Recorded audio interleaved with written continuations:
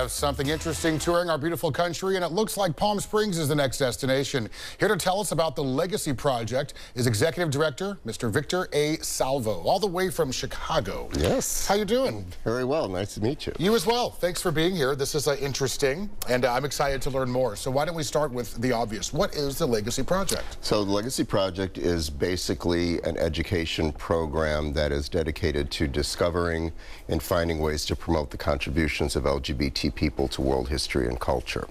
We have been looking at different methods and have created a couple of different institutions that make this information accessible to folks and try to lay the groundwork for teaching more about it. This is needed, very, very needed. So what is the Legacy Wall? So the wall is our traveling installation, and it's been on a national tour since 2017, and it'll be coming to the Palm Springs area in October.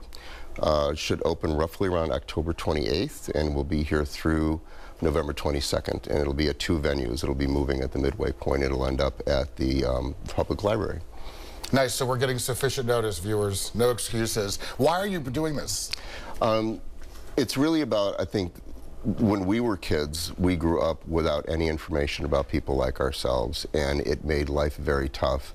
I myself, I'm a survivor of suicide when I was a teenager, so I'm very moved by stories, like the one about the young boy Nigel Shelby, it's a very tragic thing, and it really comes down to helping kids identify with role models that they're denied on a regular basis, while at the same time enduring bullying in school. So the project is really conceived to bring this information in a very tactile way to people's lives, for them to learn about people that they already knew but were not aware were part of the LGBT community, or people who were very obscure but did something that was really significant. Because it's international and multicultural, it hits every mark, and it's really inspirational. I've seen some people literally break down and weep while they're reading it.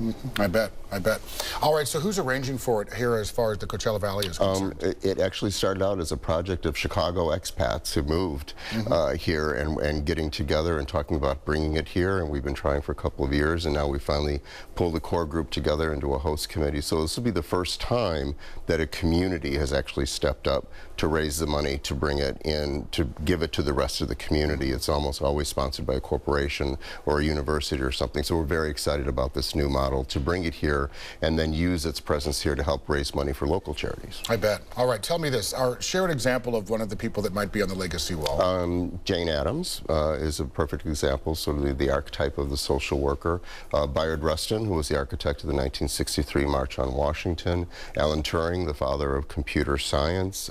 Congresswoman Barbara Jordan from Texas is on there. Cole Porter, Tchaikovsky, Leonard Bernstein, Josephine Baker.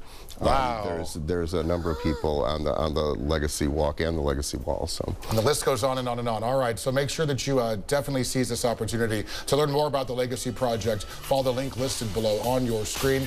Make sure to make some time. We're talking late October into November here in the Coachella Valley. Big thanks to Victor, and a big thanks to you. We'll be right back after the break.